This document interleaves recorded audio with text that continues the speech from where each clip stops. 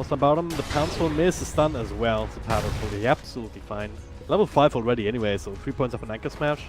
Not gonna do a whole lot of damage. With Kraken channel on top, so right clicks, even with the Slark, even with the bit of essence chip, it's not really going to do the trick. What generation will avenge me? Okay.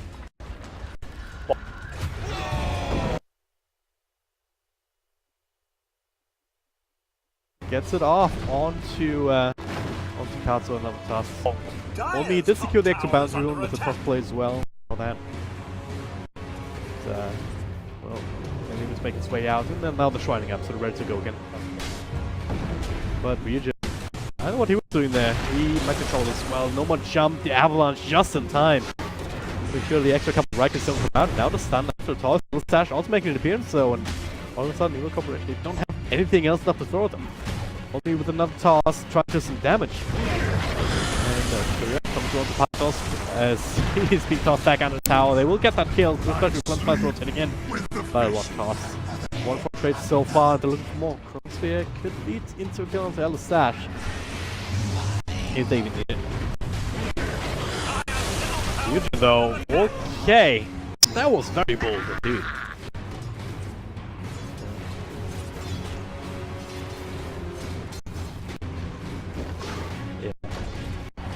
I'll toss back here on Anisha. He does have mana shield. Nice little 60 coming through, so only will not be able to deal with that. But we're not seeing these cute plays with the toss, and now there it is, the Chronosphere. All just a setup for Flensmeister to take him over. And he needs a time lock though, 1 or 2 at least, doesn't get it.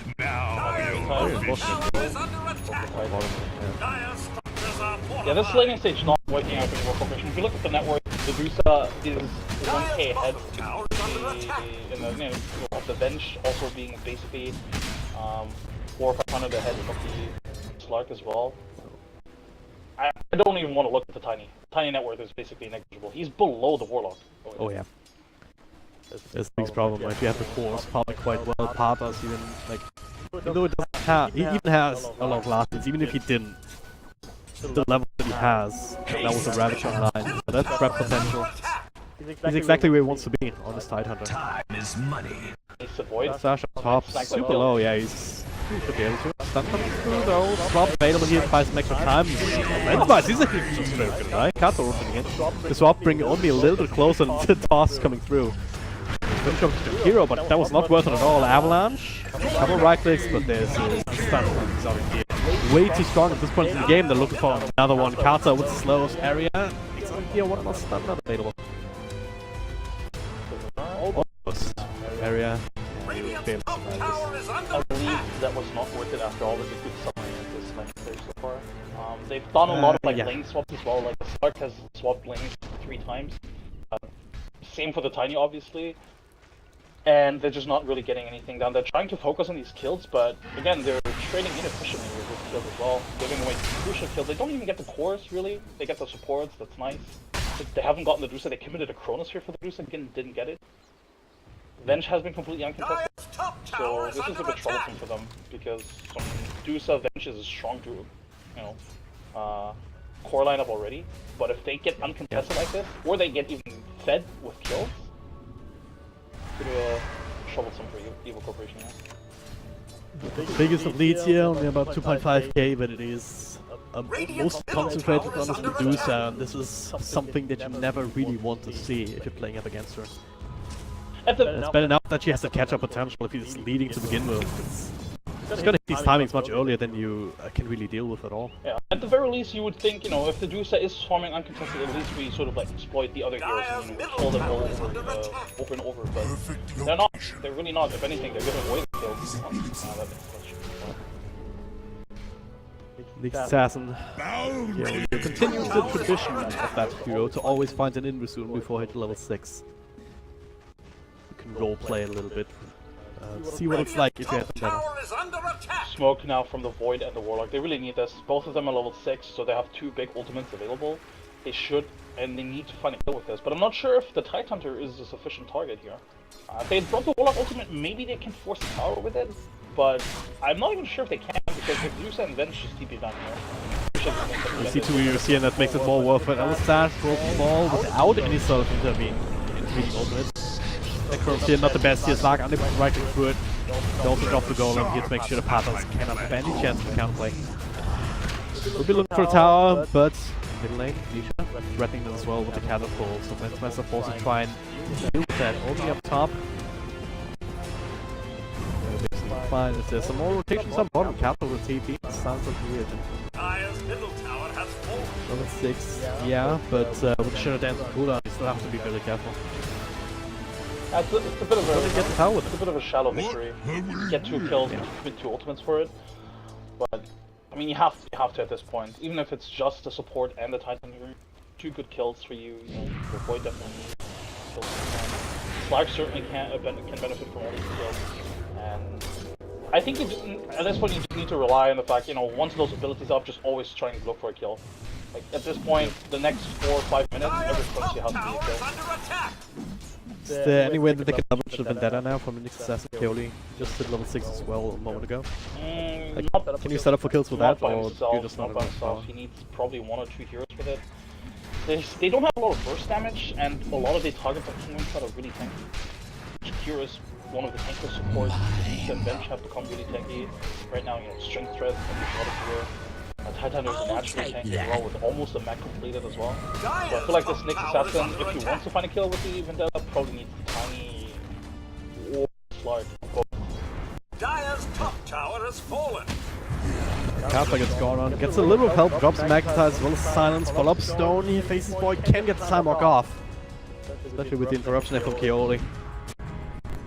Again as well from Pathos. We have another Ravage available, so they're definitely looking to not let them get away with that. Scott, brilliant. Still some Nyx Assassin, he'll be absolutely dead.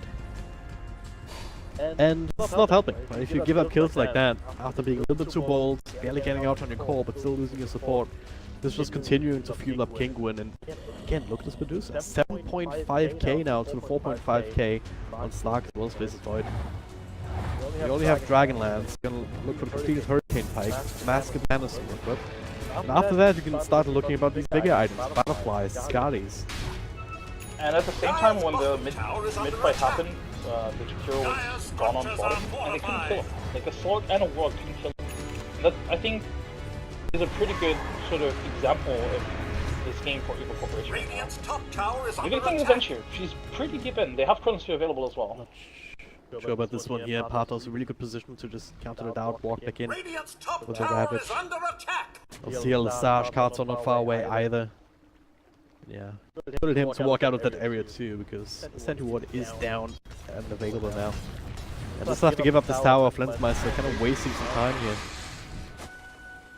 You know, the rest of his team trying to do what they can, trading for mid. They don't have really pushing power either. Sash coming through. This gets stunned up, but he's baiting. Another TP's coming through. Kato double stun, still keeping Sash alive for the time being. Now with Magnetite, Region will get the last hit, but it was caught in Ravage. Actually, he's trying to swap him back into it. That'll be enough regardless, even without that hitting. It's yet another indication how far behind you are. You kind of whiff the Ravage, more or less. You're still getting kills, is still like, have that momentum here. They're looking for tier 2. And this with the Kiro, so no liquid fire spam, it's still level 1 anyway. If you like to go for the belly point into the ice bomb, but still.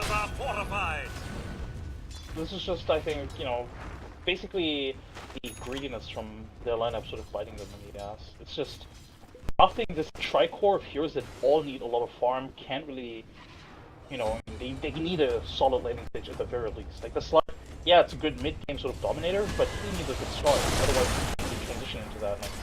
And against these tanky heroes, he's not going to find solo kills that easily. And then also the fact that they prioritize the Void over the Tiny, because now the Tiny has to farm up before he can start, you know, pushing down towers. He picked up a Blink, which I like, because they definitely need him as a sort of like initiator and tanker right now, more so than a tower pusher. But even his combo right now, if they just pick up like a diffuse range drop on one of the heroes, it's not going to insta-kill anybody. Yep. Especially with Kinguin to continue to stay defensive like that. You have too much vision around the map, and now see Tiny down bottom. They're trying to set up for this tower with the catapult wave coming through. They will secure it. What's Radiant's bottom tower is under attack. and Patos? Faded, Yeah. Radiant's That's the trade-off here. He's being zoned out. Top lane is being pushed in, and Kinguin are very happy trading a tier 1 for a tier 2 at this stage. They have a catapult of their own, 3 range keeps, liquid fire helping out just a little bit. Radiant's bottom tower has fallen. Dire's top tower is They under were in a attack. similar position last game, except they didn't have this. Now they don't have that same kind of draft advantage for the Huskar. Having a hard time being countered. Radiant's bottom tower is Exactly. under With a attack. hero like a Huskar, you can always go for sort of like cheap kills. Like you definitely know, if you just commit to like the gank, you're most likely gonna get a kill, especially against the lineup Bottom that's tower is under being attack. But right now, I'm not even sure if they can definitely ensure kill anybody that isn't a support on the top lane. That's Clark, isn't it? They know the ultimate. It looks like it here gets to jump away, and yeah, the ultimate. Oh, the was just urn actually was that just sticking out. Yeah, it was very close, very close indeed. This is something that you cannot really afford.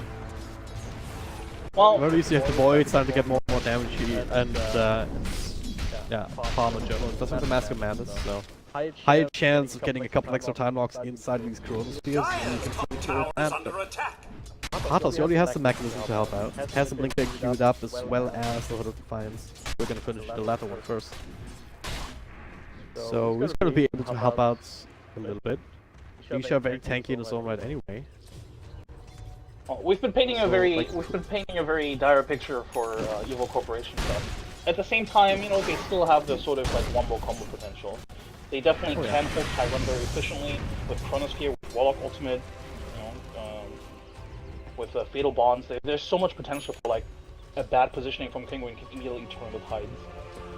And once those items do come up, they can threaten the supports and potentially even the Vengeful Spirit if she oversteps. She has Mask of Madness, can be very squishy if they catch her off guard.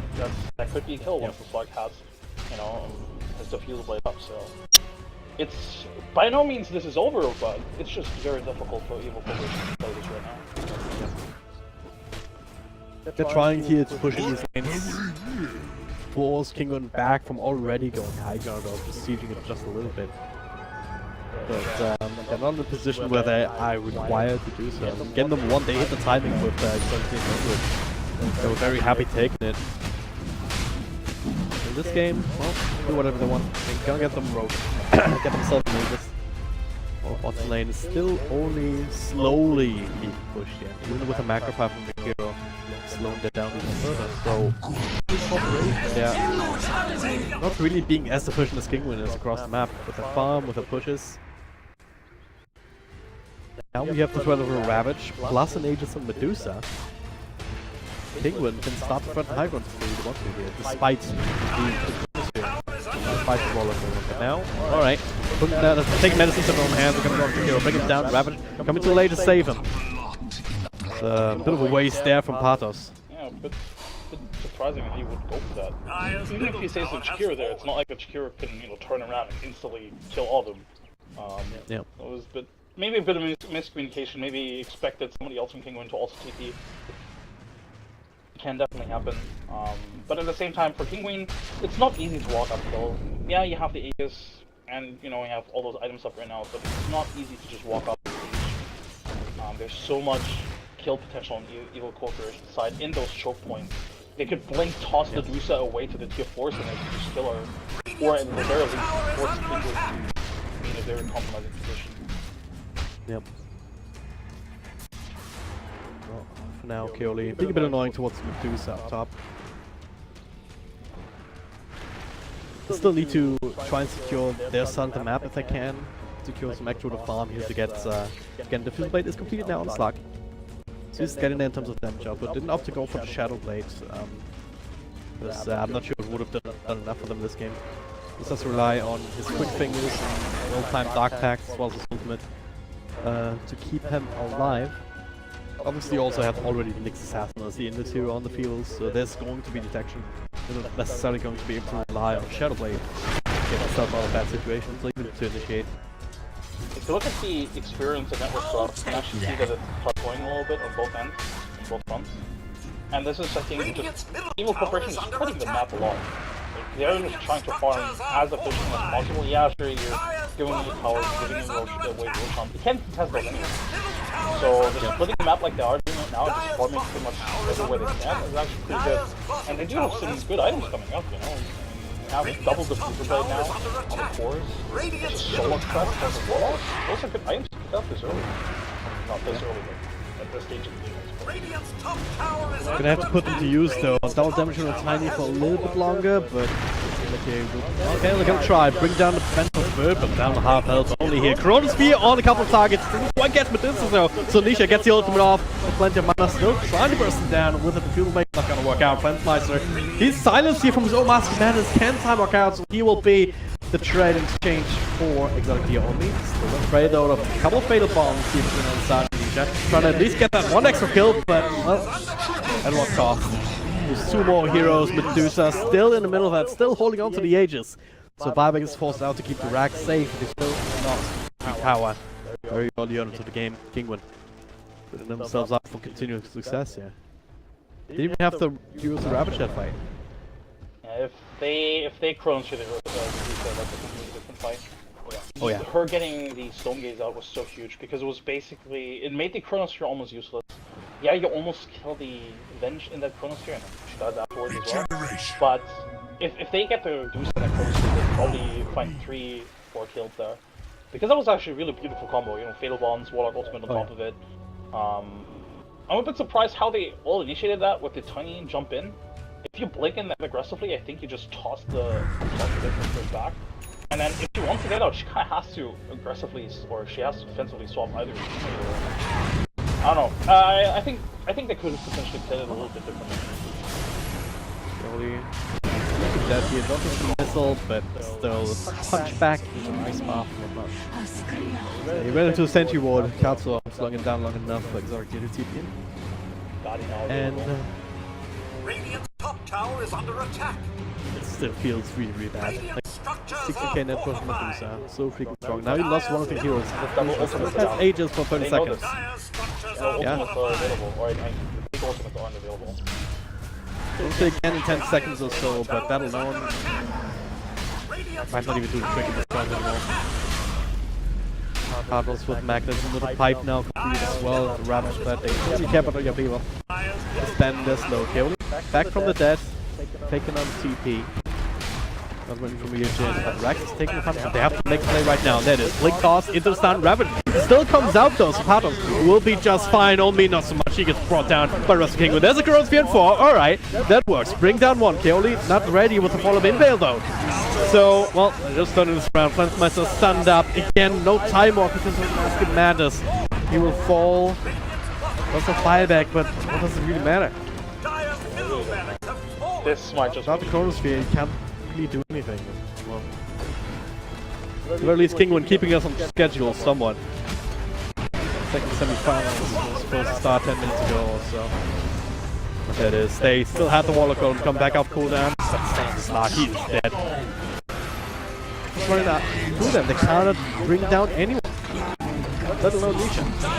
Yeah, that fight in mid lane, that was just really badly executed from the local version. You know, the blink toss is something that I referred to earlier. It doesn't really work on the Tidehunter because you're not going to kill him, and if anything, it was a perfect for Tidehunter. He found the perfect 3-man Ravage on top. So that was just not great for him at all. There was a great Chronosphere, but even with the Chronosphere, who did they focus? They focused the Tidehunter who already blew the Ravage. Yeah. Zone was lowest. They don't feel confident enough having enough damage for anyone else. And the stun, they tried to use the stun on the Tidehunter. Didn't quite prevent the Ravage, so it was on cooldown. He has a follow for the Chronosphere because they all lined up pretty well. Could have been a Ravage on the side of Ecorp if they had that available, but just wasn't the case. Now, at the very least, they can Katsu on the way back. It's also gemmed down. Did they see it? Not even sure. Still lying there. No one picked it up. Courier also not on the way. Pathos gets the blink out. Evil Corporation. They're trying their best. They're sticking around in this game. They want to do one more team fight, and if they execute it properly, maybe they can defend. Maybe they can get themselves something, some sort of momentum. Medusa is completely out of position, and I believe they noted it as well. Like, if they can find Medusa, that'd be huge. Aegis is down after all. Finds him down. Tier 2 still alive though, and forces reveal himself. Spidey senses are tingling here for Medusa, and that as well as perhaps the ward. From the high ground, scouting out 1 or 2 heroes. They were a bit hesitant at first because they weren't entirely sure if somebody, you know, if maybe there is backup for Medusa after all. But a bit unfortunate for the situation.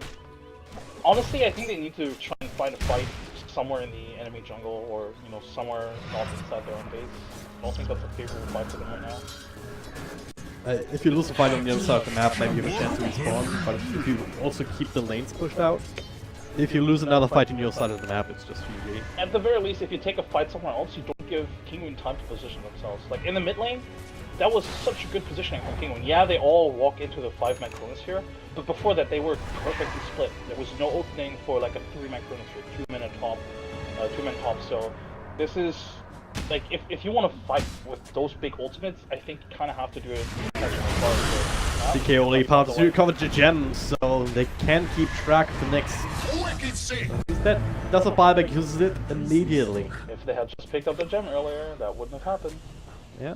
There was also sentry down that scouted them out first. Oh, so. that's And I'm gonna go try to be a bit annoying, but meanwhile, Stone gets up front, Ravage, catching Nix's assassin, that's buyback in him. Area, no buyback for him either. So the 2 supports down the drain. Meanwhile, the back. Lance trying to do what he can together with the rest of his team, but they just don't quite have enough power. The chronosphere comes through onto Medusa. Barely even eat through half the mana before he dies. GG is called Evil Corporation. A really good game 2. Managing to eke out a victory here and take it off Team Kinguin. Ultimately, game 3 lane stay.